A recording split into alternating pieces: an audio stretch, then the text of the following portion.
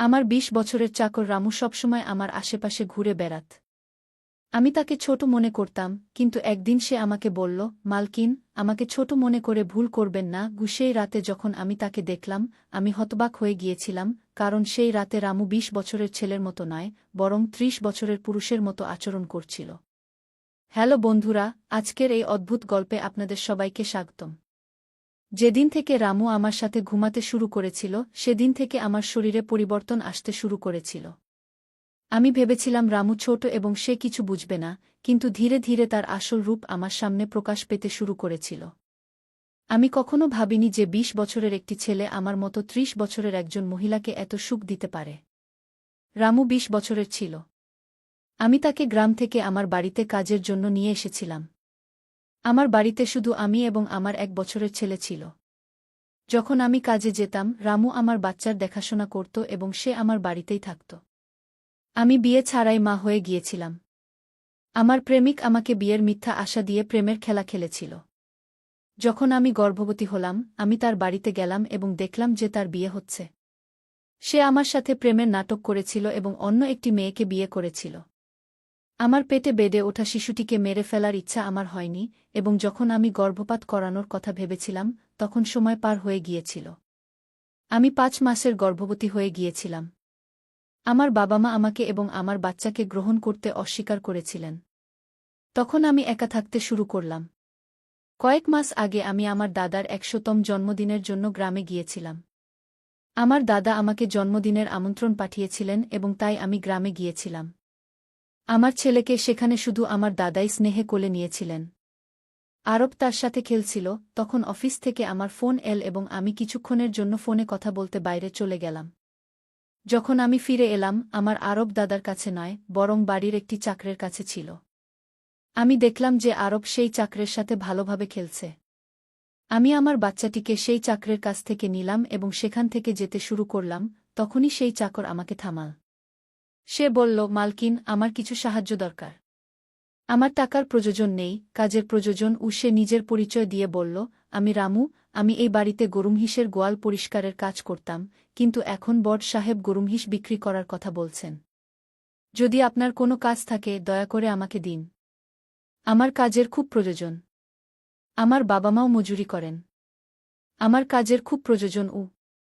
তখন আমি বললাম, আমার বাচ্চার দেখাশোনার কাজ আছে, কিন্তু এর জন্য তোমাকে শহরে যেতে হবে। এই কাজের জন্য আমি তোমাকে ০০০ টাকা মাসিক দেব। রামু আমার সাথে শহরে আসার জন্য রাজি হয়ে গেল। আরব তার সাথে ভালোভাবে থাকত এবং এটি দেখে আমি রামুকে আমার বাড়িতে নিয়ে আসার সিদ্ধান্ত নিলাম। রামু আমার বাড়িতেই থাকতে শুরু করল। সে বলল যে প্রতি ৪ মাস পর যখন কিছু টাকা জমা হবে, তখন সে তার গ্রামে যাবে। রামু সারাদিন আমার বাচ্চার ভালোভাবে দেখাশোনা করত এবং বাড়ির কাজেও আমাকে সাহায্য করত। রামু বাড়ি আসার ১ মাস হয়ে গিয়েছিল এবং এই ১ মাসে সে আমার হৃদয় জয় করে নিয়েছিল। তার দেখাশোনায় আমার ছেলের স্বাস্থ্য উন্নত হয়েছিল। যে আরব আমাকে বিরক্ত করত, এখন সে রামুর হাত থেকে ভালোভাবে খাবার খেত। আমি রামুকে একটি আলাদা ঘর দিয়েছিলাম। একদিন রাতে আরব খুব কাঁদতে শুরু করল, কোনোভাবেই সে শান্ত হচ্ছিল না। বাচ্চার কান্নার শব্দ শুনে রামু আমার ঘরে এল এবং সে আরবকে আমার কাছ থেকে নিয়ে নিল। রামুর কাছে যেতেই আরব শান্ত হয়ে গেল। রাত অনেক হয়ে গিয়েছিল, আরব রামুকে ছাড়ছিল না, তাই আমি রামুকে আমার ঘরেই ঘুমাতে বললাম। সকালে যখন আমি উঠলাম, আরব রামুর সাথে জড়িয়ে ঘুমাচ্ছিল। সেই রাতের পর থেকে রামু আরবের জন্য আমার ঘরে ঘুমাতে শুরু করল। রামু আসার পর সবকিছু ভালোভাবে চলছিল। রামুর কাজে খুশি হয়ে ছুটির দিনে আমি তাকে মলে নিয়ে গেলাম। সেখানে আমি তার জন্য ভালো কাপড় কিনলাম এবং সেলুনে গিয়ে তার নতুন হেয়ারস্টাইল করালাম। রামু দেখতে ভালো ছিল, কিন্তু সে খুব সাধারণভাবে থাকত।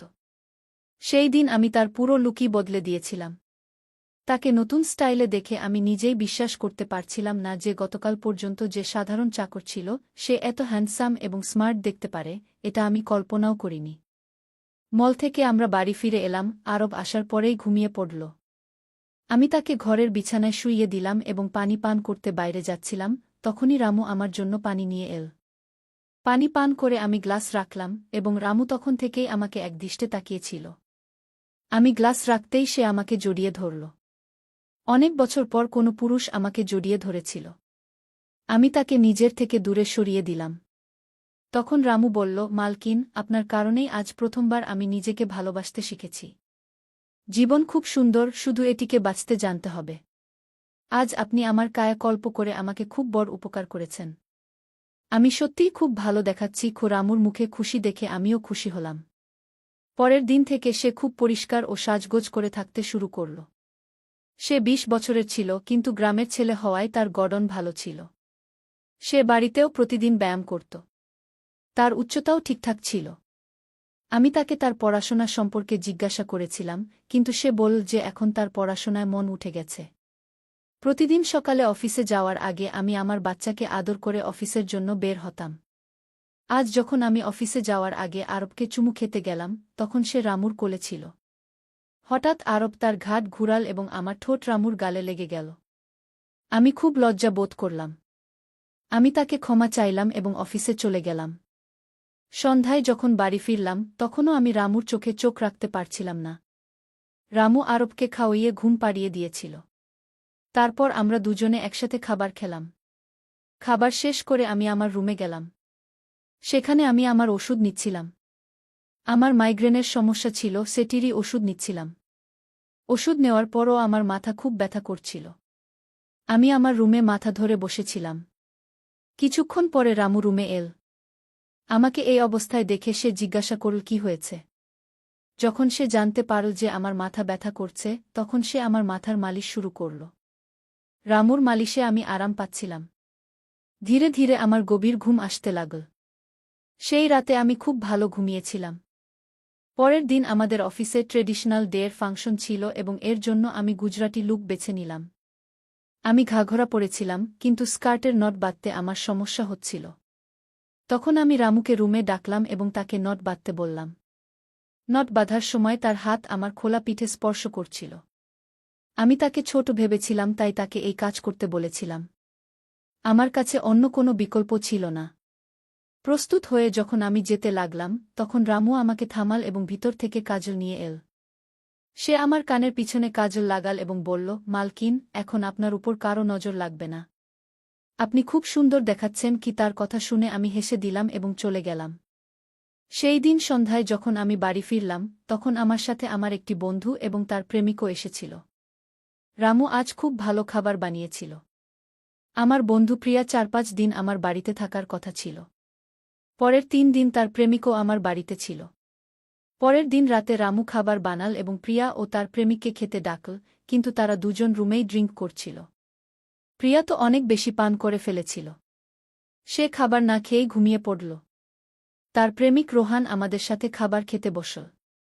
সে বলল, প্রাচী, তুমি প্রিয়ার চেয়েও বেশি সুন্দর। কি? রোহানের কথা বলার সাথে সাথেই রামু তাকে রাগের দিকে তাকিয়ে থাকল। খাবার শেষ করে রোহান তার রুমে চলে গেল। সে যাওয়ার সাথে সাথেই রামু আমাকে বলতে লাগল, মালকিন, আপনার এই বন্ধুরা কেমন? আমার সেই লোকের কথা একেবারেই ভালো লাগেনি। কি? তখন আমি রামুকে বললাম, আমি তোমাকে পরিবারের সদস্যের মতো মনে করি। এর মানে এই নয় যে তুমি আমার মেহমানদের কিছু বলবে। তোমার কাজ হলো আসা মেহমানদের সেবা করা। তাই তুমি শুধু সেটাই কর, বাকি আমাকে কিছু শেখানোর দরকার নেই। কি? রামুকে ডেকে আমি আমার রুমে চলে গেলাম। আমি তাকে ডেকেছিলাম, তবুও সে আমার জন্য পানি নিয়ে এল। তখন আমি আমার ওষুধ নিলাম এবং পানি পান করে ঘুমিয়ে পড়লাম। আজ রামু আমার রুমে ঘুমাতে আসেনি, এমনটা আমার মনে হচ্ছিল। কিন্তু সকালে যখন আমার চোখ খুলল, তখন আমি তাকে আমার পাশে পেলাম। সকালে আমার চোখ খুললেই আমার সামনে প্রিয়া ছিল। সে খুব রাগান্বিত দেখাচ্ছিল। রামুকে আমার সামনে আনা হল। তার হাতে প্রিয়ার ওড়না বাঁধা ছিল। প্রিয়া বলল, তোমার এই গ্রাম্য চাকর আমার প্রেমিকের হাত ভেঙে দিয়েছে। রামু শুধু মাথা নাড়ছিল এবং বলছিল, মালকিন, আমি কিছুই করিনি। রাতে রোহান সাহেব নেশায় ছিলেন, তখনই তার ভারসাম্য নষ্ট হয়ে গেছে এবং তিনি পড়ে গেছেন। রামু কেন রোহান সাহেবের উপর হাত তুলবে? প্রিয়া তখনও নেশা ছিল, এমনটা আমার মনে হচ্ছিল। রামু আমার জন্য তাদের দুজনমু আমাকে চা বানানোর জন্য ডাকছিল, কিন্তু তার দিক থেকে কোনো উত্তর আসছিল না। তাকে খুঁজতে খুঁজতে আমি তার ঘরে গেলাম। সেখানে গিয়ে দেখলাম রামু এইমাত্র গোসল করে বাথরুম থেকে বেরিয়েছে। সে শার্ট পরেনি। আমি প্রথমবার তাকে এভাবে দেখলাম। রামুর শরীর অত্যন্ত মজবুত ছিল। তার শরীর কোনো যোদ্ধার মতো দেখাচ্ছিল। আমি তাকে একদৃষ্টে তাকিয়ে দেখছিলাম। আমার সেই সময় কোনো হুঁশ ছিল না।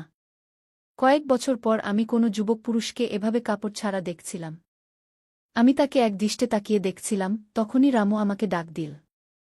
সে আমার সামনে শার্ট পরে দাঁড়িয়েছিল। তবুও আমি আমার শুদ্ধ বুদ্ধি হারিয়ে তাকে দেখছিলাম।